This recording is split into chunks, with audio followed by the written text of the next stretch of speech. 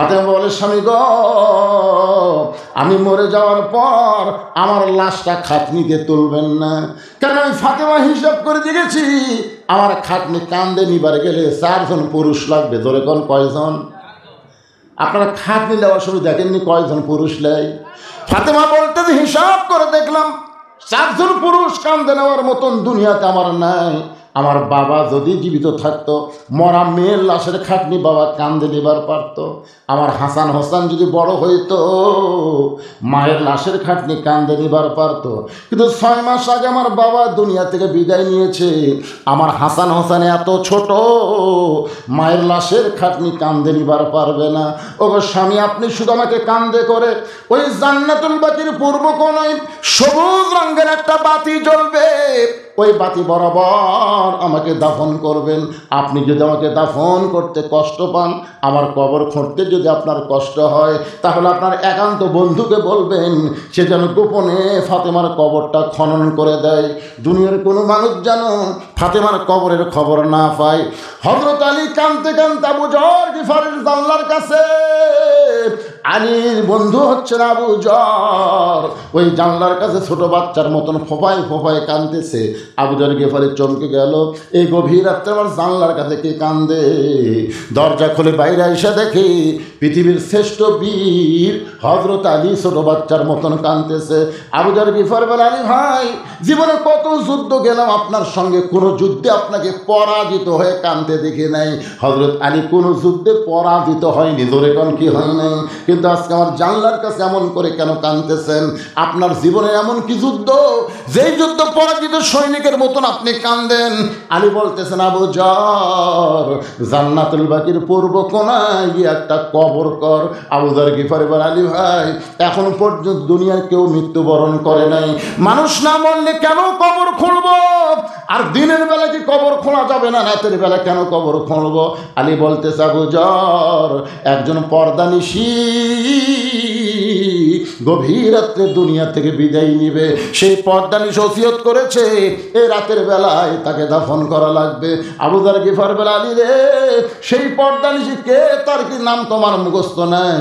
আলী বলতেছে, আবু যর, 6 মাস আগে আমার হাসান হোসেন নানা হারাইছে, 6টা মাস আগে আমার হাসান হোসেন নানা হারাইছে। আজকে গভীর রাত্রে আমার কলিজার টুকরা সন্তান তাদের মা হারাবে। কয় মাস আগে নানা মারা গেছে? কয় মাস? 6টা মাস হলে নবী বিদায় নিয়েছে। হাসান হোসেন যাকে পায় তাকে কয়, আমার নানাকে দেখছে, আমার নানাকে দেখছে। প্রত্যেকটা সাহাবী যখনই বলে নানাকে দেখছে, সাথে সাথে চোখ ধরে চলে যায়। কারণ কি? রাসূল বলেছেন, আবু বকর, আমার হাসান হোসেন যতদিন আমাকে নানা নানা বলে খুঁজবে, ততদিন আমি কোন জায়গায় আছি এটা যেন তোমরা বলে না দাও। কারণ আমি হাসান হোসেনকে এত ভালোবাসি, এরা 2 ভাই যদি আমার রওজার পাশে গিয়া নানা নানা বলে চিৎকার দেয়, আমি নবী আর ঘুমায় থাকতে পারবো না, আমার ঘুম ভাঙ্গে যাবে। আপনারা বলেন তো, আমাদের নবী কি মরে আছে? এই জন্য আমরা সকলেই গজল গাই, ইসলামের আলো জ্বলায়া দিয়া নবী ঘুমায়া আসেন সোনার মদিনায়। এই গজল গাইলে গুনাহ হবে? তাহলে সবাই একটু প্রাণ দিয়া মহব্বত দিয়ে সবাই একটু বলবেন, ইসলামের পতাকা উড়ায়া দিয়া নবী শুইয়া আসেন সোনার মদিনায়। আবু যর বলতেছে, আলী ভাই, নানা চলে গেছে 6 মাস আগে, তোমার 2টা সন্তানকে তুমি সামাল দিবার পারতেছ না। আজকে রাত্রেবেলা যদি মা চলে যায়, তাহলে তোমার 2টা সন্তানকে তুমি কেমনে সামাল দিবা? আলী বলতেছে, আবু যর, পরের কথা পরে চিন্তা করা যাবে, যা একটা কবর কর। আবু যর গিফারি কোদাল নিয়ে জান্নাতুল বাকির পূর্ব কোণায় গিয়ে দেখে সবুজ রঙের একটা বাতি জ্বলতেছে, যেই বাতির কোনো তার নাই, যেই বাতির কোনো সুইচ নাই, বিনা তারে বিনা সুইচ আমার আল্লাহ তাআলা অটোমেটিক একটা বাতি জ্বলায়া দিছে। সরলা কন্যা ঘে মনে মনে খুশি হন যে অন্ধকার কবরে যাবেন, জানলা নাই, দরজা নেই, বালিশ নাই, বিছানা নাই, অন্ধকার কবরে কেমনে থাকবো? বিনা তারে যদি আল্লাহ বাতি জ্বালাবার পারে, আমাদের কবরে আল্লাহ বাতি চালাইয়া দিবে। জোরে কোন কথা ঠিক কিনা কথা বলে? কি মনে করতেছেন আপনার কবর কবর হবে না ভাই? আপনার কবর হবে জান্নাতের বাগান। জোরে কান কিসের বাগান? আবু যর গিফারি তাকায় দেয়, কে রে, তার নাই, সুইচ নাই, বিনা তারে কে বাতি জ্বলাইল? বাতির নিচে গিয়ে দেখে বাতির আলো গোলাকার হয়ে পড়ে নাই, বাতির আলো চার কোনা হয়ে পড়ছে। চার কোনা বোঝেন? আলো কিন্তু এটা গোলাকার, যেখানে আলো পড়ছে গোলাকার হয়ে পড়ছে, কিন্তু এই বাতির আলো চার কোনা। ওই চার কোনার মধ্যে আবু যর গিফারি কোদাল দিয়ে কবর খুঁড়তেছেন আর বলতেছেন, কবর রে, তুই কি বলতে পারিস দিনের বেলা কবর না খুঁড়ে এই গভীর রাত্রে কেন কবর খুঁড়তেছিস? কবর রে, তুই কি বলতে পারিস তোর মধ্যে একজন মহিষী নারীকে আজকে রাখা হবে, নবীর মেয়ে হওয়ার পরও নবী তাকে মা বলে সম্মান দিয়েছে। আপনারা আমার কথা মনে হয় বোঝেননি। নবীর মেয়ে হওয়ার পরে নবী তাকে কি হিসাবে সম্মান দিয়েছে? মা আয়েশা বলতেছেন, ইয়া রাসূলুল্লাহ, ফাতেমা হলো আপনার মেয়ে, কিন্তু আপনি এত সম্মান করেন, মাঝে মধ্যে আমারই রাগ হয়। আপনার মেয়ে ঘরের মধ্যে আসলে আপনি খারাপ হন, আপনার মেয়ে আপনি ঘরের মধ্যে ঢুকলে আপনি নিজেই সালাম দেন, মেয়ে সালাম না দেয় আপনি সালাম দেন। একটা বাবা কোনোদিন মেয়ের সাথে এমন করে? আল্লাহ রাসূল বলেন, আয়েশা তুমি জানো না তো, তুমি জানো না ফাতেমা শুধু আমার মেয়ে না, ফাতেমা হলো আমার মা। ধরে খান সুবহানাল্লাহ। আয়েশা বলে, হুজুর কেমনে মা হলো? রাসূল বলে, আয়েশা তুমি কি তায়েফের খবর জানো? তুমি কি বলতে পারো তায়েফ আমার সঙ্গে কি ব্যবহার করা হয়েছিল? আয়েশা বলে, হুজুর আপনি না বললে আমি কেমনি বলতে পারবো? রাসূল বলে, আয়েশা তাহলে শোনো, আমার তায়েফের ঘটনার 1 মাস 2 মাস আগে আমার দরদের বিবি খাদিজা দুনিয়া থেকে বিদায় নিয়েছে। তায়েফের ঘটনার কয় মাস আগে? কোনো ইতিহাসে লিখছে 1 মাস, করে লিখ 2 মাস। 2 মাস আগে দরদের বিবি খাদিজা দুনিয়া থেকে বিদায় নিয়েছে। রাসূল আমার তায়েফের কাছে গেলেন কলেমার দাওয়াত নিয়ে, এত পাথর আঘাত করছেন, গোটা দেহ রক্ত, গোটা জামা রক্তে মেখে লাল হয়ে গেছে। রাসূল যখন মক্কায় ফেরত আসলেন তখন খাদিজাও নেই, নবীর চাচা আবু তালেবও নেই, নবীকে আদর সোহাগ করার মতন কেউ নেই। মাথা নিচু করে নবী যখন ঘরের মধ্যে বসে আছে এতিম অসহায়, এমন সময় নবীর 3টা মেয়ে ঘরের মধ্যে ঢুকছে, একসাথে 3 মেয়ে। এক মেয়ের নাম হলো কুলসুমা, একটা নাম হলো রোকেয়া, আর একটা নাম হলো জয়নাব। 3 মেয়ে ঢুকে বলতেছে, বাবা আপনি তাইফে কেন গেলেন? এই কয়েকদিন আগে আমাকে মা মারা গেছে, আপনি তাইফে কেন গেলেন? এই তাইফ বাসীরা এত পাথর মারলো, আপনার গোটা দেহ রক্তাক্ত হয়ে গেল, এই কষ্ট আপনি কেমনে সহ্য করবেন? 3টা মেয়ের মতন কথা বলে যখন ঘর থেকে বাইরে যায়, রাসূল বলে, আয়েশা এমন সময় আমার মেয়ে ফাতেমা ঘরের মধ্যে ঢুকে দরজা বন্ধ করে দেয়। ফাতেমা ঘরের মধ্যে ঢুকে কি বন্ধ করে? দরজা বন্ধ করে দেয়। রাসূল বলে, ফাতেমা দরজা বন্ধ করলেন কেন? ফাতেমা বলতেছে, বাবা আমি শুনেছি আপনার কাছে ইব্রাহিম নবীর জন্য আল্লাহ নমরুদের আগুনের চুলা শান্তির বাগান বানায় দিছে, মুসা নবীর জন্য আল্লাহ সাগরকে রাস্তা বানায় দিছে, তাহলে আমার বাবার জন্য আল্লাহ তাইফের পাথর কেন তুলা বানাবার পারল না? ও বাবা, এই বছর আমার মা দুনিয়া থেকে বিদায় হয়েছে। বাবা আপনার গোটা দেহে রক্ত, যদি আল্লাহর বাবা তাইফে যাইতো, তাইফবাসীরা যদি আল্লাহর বাবাকে পাথর মারতো, আপনি বলেন তো বাবা আল্লাহর কেমন লাগতো? আল্লাহর বাবা নাই, এই জন্য বাবার কষ্ট আল্লাহ বুঝবার পারে না, কিন্তু ফাতেমার বাবা আছে, এই কারণে ফাতেমা বুঝবার পারছে কত কষ্ট। বাবা বাবা গো, শিশুকালে মহিলা গেছে মা, গর্ভে থাকতে মরছে পিতায়, আপনি চোখে দেখলেন না, কে করিবে লালন পালন, কে দিবে সান্ত্বনা, এই দুনিয়ার বড় এতিম নবী ছিলেন একজন। ফাতেমা ঘরের দরজা খুলে বাইরে যায়। রাসূল বলে, আয়েশা রে, আমি মনে করেছি আমার ফাতেমা পাগলি হয়ে গেছে। আমি তাকায় দেখি বারান্দার উনানে পানি গরম করতেছে, জয়তুনের তেল গরম করে আমার ঘরের মধ্যে ঢুকে দরজা বন্ধ করে দেয়। এই বললাম, ফাতেমা তুই আবার কেন দরজা বন্ধ করলি মা? ফাতেমা বলে, বাবা সন্তান যখন বড় হবে ওই সন্তানকে গোসল করাতে গেলে দরজা খোলা রাখা চলবে না। আল্লাহ নবী বলেন, আয়েশা রে, ফাতেমা দরজা বন্ধ করে আমার মাথাখানা তার উরাতের উপরে শয়া দিয়ে আমার গায়ের পাঞ্জাবি জুব্বা খুলে যত জায়গায় তাই পাশে পাথর মারছে, যত জায়গায় রক্ত বের হয়ে গেছে, ওই নরম কাপড় পানির মধ্যে চুবড়াইয়া চুবড়াইয়া আমার গোটা দেহ পরিষ্কার করে ওই ফাতেমার নরম আঙ্গুলের মধ্যে গরম জয়তলের তেল নিয়ে যখন ক্ষতস্থানে মালিশ করে দেয়, আয়েশা রে, আমি নবী কখন যেন ছোট বাচ্চার মতন ফাতেমার উরাতকে বালিশ বানায় ঘুমায় গেছি। ওই ঘুমের ঘরে স্বপ্নে দেখি আমার মামেনা আমার শিওরের পাশে দাঁড়ায় কাঁদতেছে। এত বছর পরে মামিনারে দেখে আমি আর নবী না আয়েশা, আমি একজন হতভাগ্য ছেলে মার হাত ধরে বললাম, মা আইসেন যখন আর আপনাকে যাবার দেব না। আমার স্বপ্নকে বাস্তব মনে করে মা আমিনার হাতটা যখন চাইপা ধরছি, এমন সময় ফাতেমা আমার কপালে চুমা খায়, ফাতেমার চোখের পানি আমার চোখের মধ্যে ঢুকে আমার ঘুমটা ভাঙ্গা যায়। আমি রাসূল বললাম, ফাতেমা এইভাবে তুই কেন কাঁদতেছিস মা? ফাতেমা বলে, বাবা আপনি মনে হয় স্বপ্ন দেখছেন বাবা। স্বপ্নে মা বলে আমার হাতটা চাইপা ধরছেন, এই যে দেখেন বাবা, এখন পর্যন্ত আমার হাতটা তো আপনি ধরে আছেন, ছাড়েন নাই। নবী কান্দের বলে, ফাতেমা রে, স্বপ্নে যদি তোর হাত মা বলে চাইপা ধরি তাহলে তুই শুনে নে, তুই শুধু আমার মেয়ে না, তোর চেহারার মধ্যে ফুটে উঠেছে আমার মা আমি না। আবু যর গিফারি বলে, খবরদার বেয়াদবি করিস না, তোর মধ্যে এমন একজন মাকে রাখা হবে যার দুইটা সন্তান জান্নাতি যুবকদের সর্দার হবে। আপনার বলেন তো, ফাতেমার যে দুইটা সন্তান জান্নাতি যুবকদের সর্দার হবে, ইমাম সাহেবকে আপনাদের শোনাই না? শোনাই? প্রত্যেক জুমার দিন সানি খুতবায় বলে না এদিকের ইমাম, সাইদুস শাবাবে আহলুল জান্নাহ হাসান ও হুসাইন রাদিয়াল্লাহু তাআলা আনহুমা। এ যুবকেরা, তোমরাই বলো জান্নাতের যুবকদের সর্দার কে হবে, হাসান হোসাইন না মেসি নেইমার?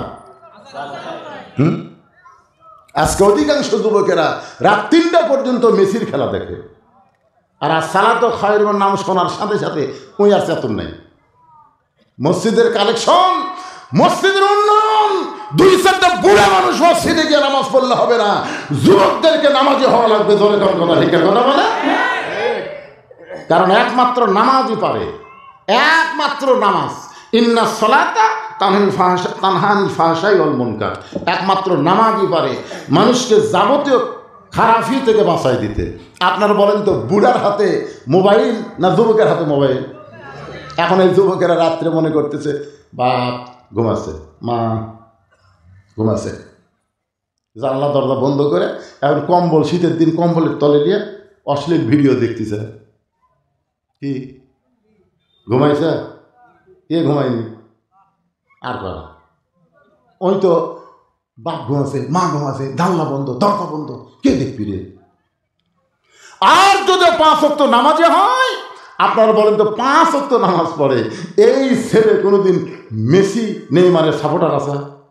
কথা বলেন ভাইরে, একটু কথা বলেন।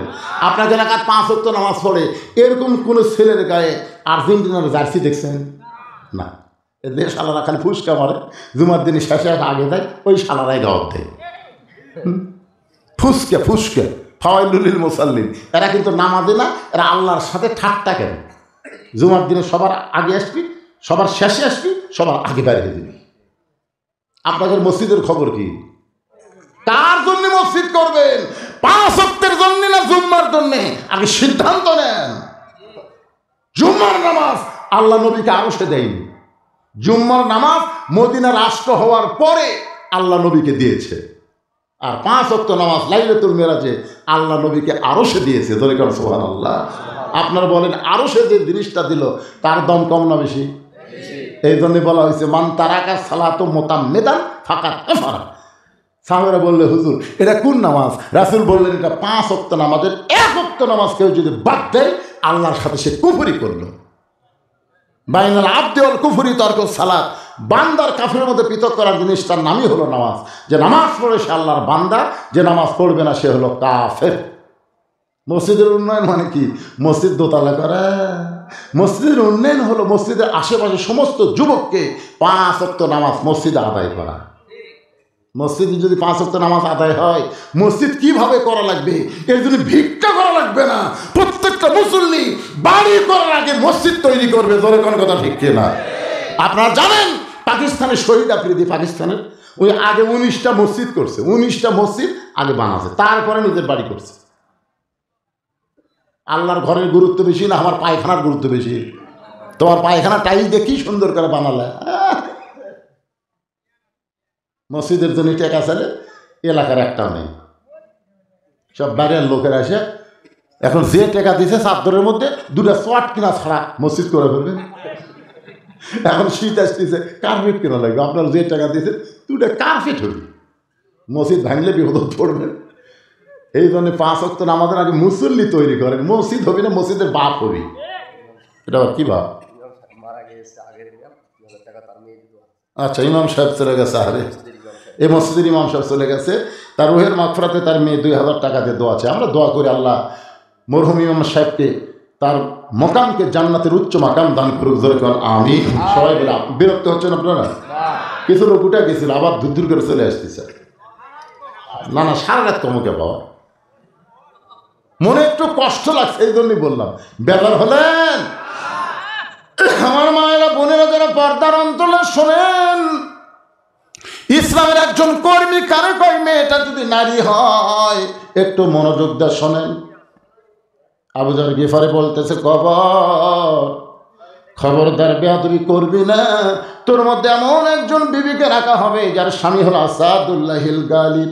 এই কথা বলে আবার যখন কোদাল মারতেছে, এমন সময় কবর থেকে আওয়াজ আসতেছে, আবু যর কার মা কার মেয়ে কার বিবি এইটা কবর দেখবে না। আমল যদি ভালো হয় কবর জান্নাতের বাগান হবে, আর আমল যদি খারাপ হয় কবর তার জন্য জাহান্নামের গর্ত হবে। মনে করবেন যে এটা ফাতেমার জন্য, কিন্তু বলে নাই, এটা বলেছে আমাদের সকলের জন্য। জোরে কারণ ঠিক কি না? অনেকে মনে করবে হুজুর এটা ফাতেমার জন্য কবর করেছে। না, ফাতেমার জন্য না, এটা বলছে যে মা দেখবে না, মেয়ে দেখবে না, বিবি দেখবে না, কবর দেখবে আমল। আমল যদি ভালো হয় কবর জান্নাতের বাগান হয়ে যাবে, আর আমল যদি খারাপ হয় কবর জাহান্নামের গর্ত হয়ে যাবে। এই কথা যেই মাত্র কবর থেকে শব্দ শুনছে, আবু যর গিফারি কোদাল মারবার চায়, দেখে শরীরের মধ্যে আর কোনো শক্তি নাই, গোটা দেহ থরথর করে কাঁপতেছে, হাতের কোদাল কবরের মধ্যে পড়ে গেছে। আবু যর গিফারি গোরস্থান ছেড়ে জান্নাতুল বাকি ছেড়ে কোথায় যেন পালায় যায়। নির্দিষ্ট সময় হযরত আলী ফাতেমাকে নেওয়ার জন্য ঘরের মধ্যে ঢুকে, ডান পাশে হাসান বাম পাশে হোসাইন ঘুম পাড়তেছে। সুবহানাল্লাহ কন্যা কেন? ডান পাশে কে? হাসান ঘুম পাড়তেছে, বাম পাশে হোসেন ঘুম পাড়তেছে। কারণ ফাতেমা জানে আমার 2টা সন্তান যদি চেতন থাকে তাহলে মাকে দাফন করার ব্যাপারে বাবাকে বিরক্ত করবে। এই জন্য 2টা সন্তানকে ঘুমায় দিয়ে হযরত আলী লক্ষ্য করে দেখে ফাতেমা নিজেই নিজের গোসল করেছে, নিজেই নিজের কাফনের কাপড় পরে 2টা হাত শুধু 2টা সন্তানের বুকের উপরে দিয়া চিরতরে দুনিয়া থেকে বিদায় নিয়েছে। আমার মায়েদের জন্য বলতেছে, মা ফাতেমাকে দুনিয়ার কেউ গোসল করায় দেয় নাই, নিজের গোসল নিজেই করেছে, নিজের কাফনের কাপড় নিজেই পরেছে। মা খাদিজা বলতেছে, ফাতেমা যখন আমার দুনিয়াতে ভূমিষ্ঠ হলো আমি কোনো প্রসব বেদনা পাই নাই, আমার কোনো কষ্ট হয় নাই। ফাতেমা আসার পরে তাকায় দেখি ফাতেমা 2টা হাত দিয়া তার নিজের ইজ্জত পর্যন্ত ঢেকে ধরেছে। আমি মা হইয়াও কোনদিন ফাতেমার ইজ্জত দেখতে পারি নাই। জোরে বললে সুবহানাল্লাহ। অকর্ণা ফি বুয়ুতিকুন্না ওয়ালা তাবাররাজনা তাবাররুজাল জাহিলিয়াতিল উলা। নারী কর্মীর 1 নম্বর আমল হলো আল্লাহর ফরজ আইন পর্দাকে মেনে চলা। ধরে কোন কথা ঠিক কিনা? পর্দা যদি না থাকে মা, আপনি যতই নামাজ পড়েন রোজা করেন, একটা ইবাদত আল্লাহর দরবারে কবুল হবে না। 1 নম্বর নারী কর্মীর আমল হলো পর্দা। ধরে বলেন নাম কি? হযরত আলী ফাতেমাকে কাঁধে করে নিয়ে ওই জান্নাতুল বাকির পূর্ব কোণায় গেছে। আবু যর ফাতেমার কবর ত্যাগ কর। মনে করতেছে আবু জর যদি থাকে তাহলে ফাতেমার কবরের কথা বলতে পারবে, কিন্তু আল্লাহ তাআলা আবু জরকে পাগল বানায়া আগে ফাতেমার কবর থেকে খেদায়া দিছে।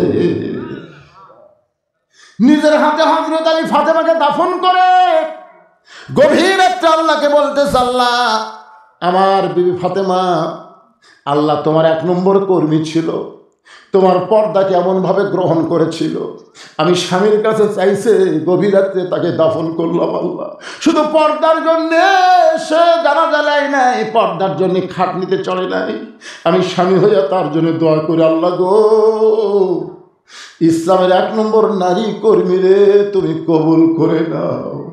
এই কথা যেই মাত্র হযরত আলী আল্লাহকে বলেছে, তাকায় দেখে সামনে কয়েকটা পুরাতন কবর দেখা যায়। এই মাত্র ফাতেমাকে কবর দিল, সেই নতুন কবর আর নাই, শুধু পুরাতন কবর, নতুন কবর কোথায়? গোটা জান্নাতুল বাগে হযরত আলী দৌড়ায় বলে ফাতেমার কবর, এখনই কবর দিলাম, সেই কবরটা গেল কোন জায়গায়? কে যেন ডাকতে বলে, আলী রে তুমি স্বামী হইয়াও যদি কিয়ামত পর্যন্ত খোঁজো ওই ফাতেমার কবর আর তুমি দেখতে পাবা না। আমি আল্লাহ জোহরা ডিগ্রি দিয়া ফাতেমার কবরটাকে কিয়ামত পর্যন্ত পর্দা করে দিয়েছি। আমার মায়েরা শোনেন, আজকে যদি আপনারা ফাতেমার মতন পর্দানিশী হন, আপনাদের পেটের মধ্য থেকে যে বাচ্চা হবে, এই বাচ্চা কি হবে? ইসলামী আন্দোলনের কর্মী হবে। আপনারা বলেন তো, কোনো মেয়ে মানুষ বলবে যে আমি সিজার কর্ম? রে সিজার কি মেয়ে মানুষ করে না মরদ করে রে? রে লাগে রে তোমার পেট কাটবি, মরে বাবুরে, তাও পর পুরুষ আমার পেটের ওপর হাত দেখ, এটা আমি চাই না, মরে যাবো, এরকম নিয়ত করা লাগে মায়েদেরকে। আল্লাহ তাআলা আগেকার দাদি নানি একটাও সিজার করা লাগেনি, বাচ্চা হয়নি, কথা কর না কেন? আর এখনকার মরদ গ্রাজকে শোনেন, আমি 3টা কথা বলি। 1 নম্বর কথা হলো, বাংলাদেশের কোনো ডাক্তার তার বউ সিজার করে না। আমার এলাকার যত ডাক্তার, ভালো ডাক্তার, এবার পল্লী ডাক্তারের কথা আমি বলতেছি না, ভালো doctor, MBBS doctor, FCBS doctor, FRCS doctor, কোনো তাদের সন্তান সিজার করা হয়নি। কারণ ডাক্তার বলে সিজার করলে সন্তানেরও ক্ষতি, মায়েরও ক্ষতি, এজন্য ডাক্তারের বউয়ের সিজার লাগে না। পীরের বউ কোনোদিন মুরিদ হয় না, কথাটা খেয়াল করবেন, পীরের বউ কোনোদিন মুরিদ হয় না, কারণ বউ জানে আমার পীর 1 নম্বর লুচ্চা, মাঝে মধ্যে মুরিদের বইয়ের দিকে চোখ মারে। আর একটা কথা শোনেন, মৌলবীর বাড়িতে কোনোদিন মিলাদ হবি না, মৌলানার বাড়িতে কিন্তু মিলাদ হয় না, এরা পরের বাড়িতে পড়ায়, নিজের বাড়িতে হয় না। তাহলে আমি কয়টা কথা বললাম? 1 নম্বর হলো ডাক্তারের বউয়ের সিজার লাগে না, 2 নম্বর পীরের বউ মুরিদ হয় না, আর মৌলবীর বাড়িতে মিলাদ লাগে না। হ্যাঁ,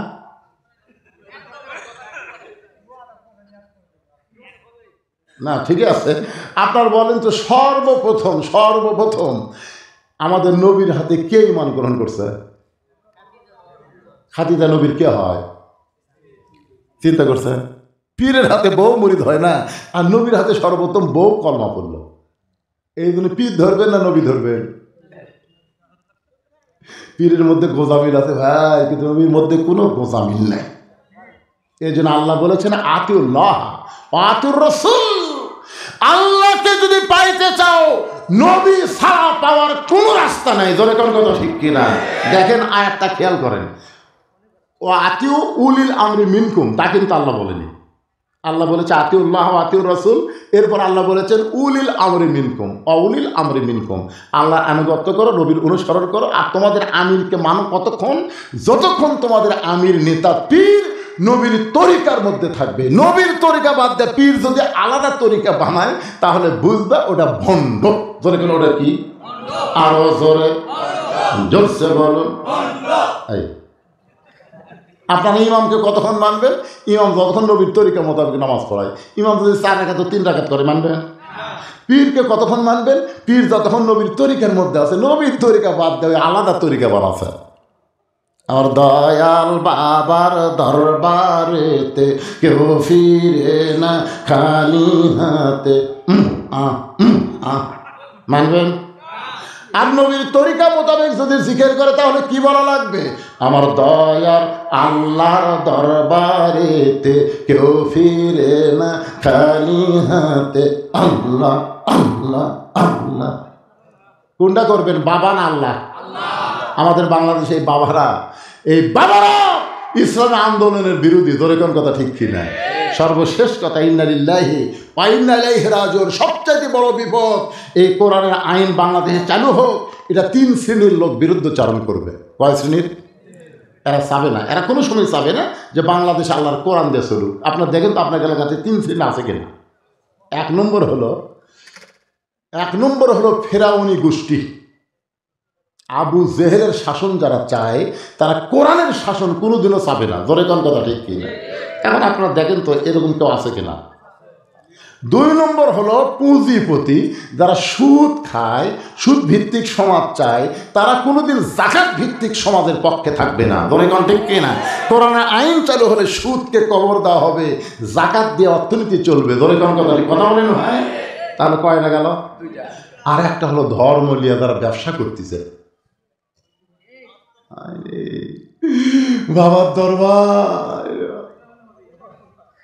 আছে না? নাই, ওরা কোনোদিনও চাবে না যে কোরআন যে বাংলাদেশ চলুক, কোরআন যে রাষ্ট্র চললে একটা ভণ্ডের দরবার থাকবে না। ধরে কোন কথা ঠিক কথা বলে? এরা লাঠি দিয়ে হোক, টেকা দিয়ে হোক, যেভাবেই হোক, এরা আগামীতে কোরআনের বিরুদ্ধচারণ করবে। আপনার এলাকা তো আছে, দেখবেন। আবু জেহেলের নেতৃত্ব যারা চায়, মুহাম্মদ সাল্লাল্লাহু আলাইহি ওয়াসাল্লাম নেতৃত্ব যারা চায় না, তারা কোনোদিন কোরআনে আইনও চাবে না। আল্লাহ পাক আজকে এই বিশাল মাহফিল যারা কষ্ট করে, খুব খাটাখাটনি করে, টপ করে নিয়র পড়তেছে, এরপরেও আল্লাহ যে সমস্ত বান্দাদেরকে শেষ পর্যন্ত আল্লাহ কবুল করেছেন, আমি আপনাদের নিয়ে একটা মোনাজাত করব। কি লাভ দিয়ে উঠলেন কেন এই 2-3 জন? না, আপনারা কি মনে করতেছেন এই মোনাজাতের দাম নাই? এটা অনেকে পছন্দ করে না। আপনারা কি সেই গ্রুপ আছেন? না, মোনাজাতের নাম হলো মাথারে পাগল। মাথা যদি না থাকে, হ্যাঁ, এদের মাথা ছাড়া মজিবর, এরা জানে। ওয়াজ শোনেননি মাথা ছাড়া মজিবর? হ্যাঁ, শেষে হবেন মাথা ছাড়া। হ্যাঁ, এই জন্য আমরা সবাই মোনাজাত আর দোয়া মুখলিবাত, আমরা সবাই মোনাজাত করব। যারা কষ্ট করে মেহনত করে আজকের এই জান্নাতের বাগান লাগাইছে, আল্লাহ পাক সকলকে কবুল করুক। আস্তাগফিরুল্লাহ পড়েন, আস্তাগফিরুল্লাহ রাব্বি মিন কুল্লি জামবি ওয়া তুবু ইলাইহি লা হাওলা ওয়ালা কুওয়াতা ইল্লা বিল্লাহিল আলিয়্যিল আযীম। আল্লাহুম্মা সাল্লি আলা মুহাম্মাদ, আল্লাহুম্মা বারিক আলা মুহাম্মাদ, আল্লাহুম্মা সাল্লি আলা সাইয়্যিদিনা মুহাম্মাদ। বাবা মোনাজাত করে দিন। আল্লাহুম্মা আমিন। আল্লাহুম্মা আনতাস সালাম ওয়া মিনকাস সালাম, তাবারাকতা ইয়া যাল জালালি ওয়াল ইকরাম। আল্লাহ টপ করে নিয়ত করতেছে, আল্লাহ তোমার বান্দারা শীতের ভিতর আরামের বাড়ি ঘুমকে বাদ দিয়া কোরআন হাদিসের মহব্বত নিয়ে এই জান্নাতের বাগানে বসে বসে কোরআন হাদিস আলোচনা শোনার শেষে আমি গুনাহগারের সঙ্গে রহমতের দরজায় ফকির হয়ে দোকানে হাত তুলেছি। আল্লাহ মেহেরবানি করে আজকের মাহফিল আমাদের সকলের হিদায়াতের জন্য, নাজাতের জন্য, জান্নাতের জন্য আল্লাহ কবুল করো। এই মাহফিলের শুরু থেকে শেষ পর্যন্ত যত আলোচনা হয়েছে, আল্লাহর মধ্যে যদি ত্রুটি হয়, ভুল হয়, মাফ করে দাও। এর যা হাদিয়া মঞ্জুর করো সোনার মদিনায় নবী পাকের রওজা মুবারকে আল্লাহ কবুল করে নাও। তামাম আম্বিয়ায়ে কেরাম, আসহাবে কেরাম, তাবিঈন কেরাম, তাবা তাবিঈন কেরাম, আউলিয়া কেরাম, পীর মাশায়েখ, বুজুর্গানে কেরাম, তামাম পৃথিবীর মাটির নিচে মুমিন মুমিনাত শুয়ে আছে আল্লাহ সকলের আরওয়াহ পরে হাদিয়া কবুল করো। আমরা যারা হাত তুলেছি, আমাদের জনম দুঃখনী মা যাদের কবরে গেছে, আল্লাহ মেহেরবানি করে মায়ের কবর জান্নাতের টুকরা বানায় দাও। বাবার বাড়ি ঘর সবই আছে, এতিম করে থুয়ে আমাদের বাবা যাদের কবরে চলে গেছে, আল্লাহ মেহেরবানি করে বাবার কবরকে জান্নাতের টুকরা বানিয়ে দাও। আমাদের দাদা দাদি, নানা নানা, আত্মীয় স্বজন, শ্বশুর শাশুড়ি যাদের কবরে গেছে, আল্লাহ কবরবাসীদের তুমি মাফ করে দাও। আল্লাহ যারা কষ্ট করে মেহনত করে তোমার ঘর সংস্কারের জন্য, নতুন করে নির্মাণের জন্য যারা আজকে মাহফিলের আয়োজন করেছে, আল্লাহ তাদের সকলকে জান্নাতি কবুল করো। গ্রামের সবাইকে মিলেমিশে তোমার মসজিদে 5 ওয়াক্ত নামাজ জামাত আদায় করার তৌফিক দিও। নতুন করে মসজিদের জন্য নগদে বাকিতে আজকে যারা দান করেছে আল্লাহ সব দানগুলোকে জান্নাতের বিনিময়ে তুমি কবুল করো। আজকের মাহফিলের সভাপতি, সহসভাপতি, প্রধান অতিথি, বিশেষ অতিথি, মসজিদ কমিটির সভাপতি, সেক্রেটারি, কেশিয়ার, ইমাম, মুয়াজ্জিন, মুসল্লি, খতিবকে আল্লাহ তুমি কবুল করো। আল্লাহ আমার মা বোনেরা পর্দার অন্তরে বসে শুনেছেন, আমিদা সালিহা পর্দানিশি কবুল করে, মা ফাতেমা চরিত্র পর্দানিশি কবুল করো। আল্লাহ তাআলা যে কোরআন এত সুন্দর ভালো লাগে, এত শুনতে এত ভালো লাগে, সে কোরআনের সমাজ আগামীতে বাংলাদেশে আমরা যেন দেখতে পারি, সে তৌফিক আল্লাহ তুমি আমাদেরকে দান করো। আসার সময় একজন বলেছে, হুজুর আমি বিয়ে শাদী করছি, অনেকদিন হয়ে গেল, আমার বাচ্চা কাচ্চা হয়নি, একটু দোয়া করবেন। আল্লাহ আমরা দোয়া করি, আল্লাহ মায়ের কোলে একটা সন্তান দিও, বাবার অন্তরে আল্লাহ বাচ্চা দিয়ে তুমি শান্তি দিও। অসুস্থ যারা আছে আল্লাহ, আমি অসুস্থ, আমার মতো অসুস্থ অবস্থায় হাত তুলেছে, আল্লাহ সুস্থতার নিয়ামত দান করো। আল্লাহ যুবকদেরকে 5 ওয়াক্ত নামাজ জামাত আদায় করার তৌফিক দিও। আলেম ওলামা অনেকে হাত তুলেছে, আল্লাহ যার 2 হাত পছন্দ করো সেই 2 হাতের উসিলায় আজকের মাহফিল কবুল করো। একটা মিনিট শুধু খেয়াল করেন, কত মানুষের জানাজার নামাজ আমরা পড়েছি, এই 2 হাত দিয়া কত কবরে আমরা মাটি দিয়েছি। আমরা মরে যাব, আমরা সবাই মরে যাব।